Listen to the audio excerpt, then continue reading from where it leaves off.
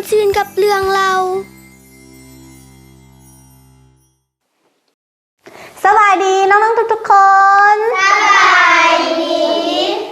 มื้อนี้ไอดามีเรื่องม้วนๆจะมาเล่าสู่น้องๆฟังอยากฟังบ่อยากซึ่งเรื่องราวของเฮาในมื้อนี้มีชื่อว่าโกนไม้ที่แสนอบอุ่นในฤดูฝนปีหนึ่งมีกระหอกคู่ผัวเมียและลูกสาวน้อยอาศัยอยู่ในป่าลึกฝนได้ตกติดต่อกันเป็นเวลาหลายมื้อเห็นให้พื้นที่ป่าแห่งนี้เปียกซุ่มและเต็มไปด้วยหนองน้ำรวมทั้งต้นไม้ที่กระหอกอาศัยอยู่จึงเห็นให้กระหอกต้องได้ซอกหาบ่อหลบฝนใหม่แต่ด้วยปริมาณน้ำฝนที่ตกลงมาอย่างบ่ขาดสายการเดินทางของกระหอกจึงพบแต่ความยุ่งยากและอุปสรรคต่างๆและยังต้องได้ระวังสัตว์ใหญ่อยู่ป่าแห่งนั้นอีกด้วยการเดินทางของกระหอกลาซา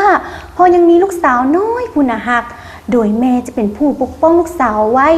ส่วนพ่อจะเป็นผู้นำทางเพื่อซอกหากลไม้ที่สามารถหลบฝนได้แต่กลไม้ที่พบเห็นในระหว่างการเดินทางนั้นก็ล้วนแต่มีผู้จองแล้วจึงเห็นให้กระหอกและลูกต้องได้เดินทางออกไปไกลเรื่อยๆเมื่อฝนได้โห้ยลงครอบครัวกระหอกจึงได้นั่งพักเซาเมื่ออยู่ก้องใบบัวใกล้กับหนองน้ำแห่งหนึ่งกระหอกผู้เป็นแม่จึงมาว่าพอมันแล้วเฮาสิไปทางใดโตแม่รู้สึกเมื่อยและเป็นห่วงลูกสาวของเฮาเบิ่งแม่ลูกสาวของเฮาเปียกและเริ่มหนาวแล้วพอกระหอกได้ตอบว่าคันสั้นพอจะออกไปซอกหากลไม้เองให้แม่และลูกถ่ายอยู่บนนี่เด้อเมื่อเว้าสุดแล้วผู้เป็นพ่อจึงออกเดินทางต่อเพื่อซอกหากลไม้สำหรับครอบครัว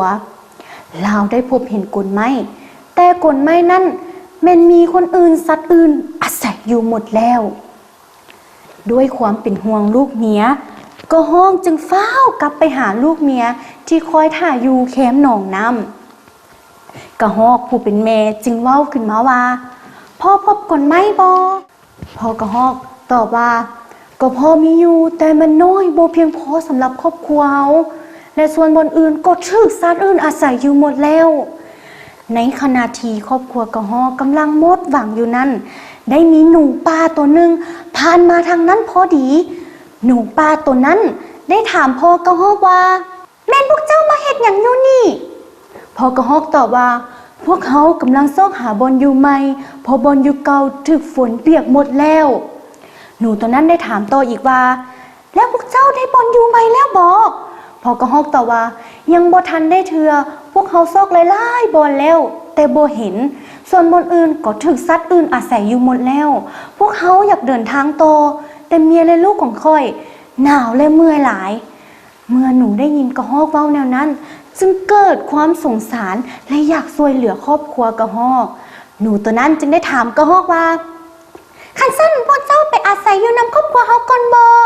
ครอบครัวของค่อยมี5โตและโกนไม้ของพวกเขาใหญ่พอสำหรับพวกเจ้าทั้ง3อาศัยอยู่ได้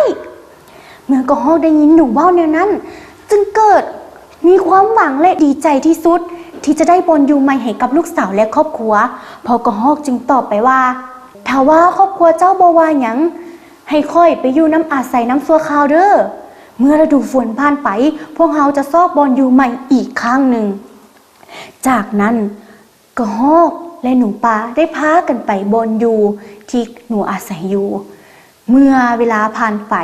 กระหอกได้ขยายกลไม้ออกโดยการใส่เขี้ยวกัดงังเพื่อสร้างบอนอยู่ใหม่และยัง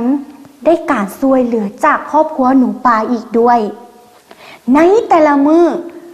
ลูกสาวของกระหอกและลูกๆของหนูป่าได้เล่นโยกกันอย่างม่วนซื่นและอบอุ่นทั้งสองครอบครัวได้อยู่น้ำกันและช่วยเหลือซึ่งกันและกันตลอดมาเป็นจังใดน้องๆทุกๆคนสำหรับเรื่องราวของเฮาในมื้อนี้